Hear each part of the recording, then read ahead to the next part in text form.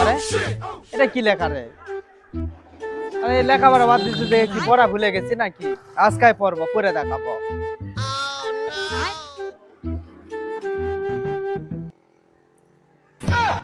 so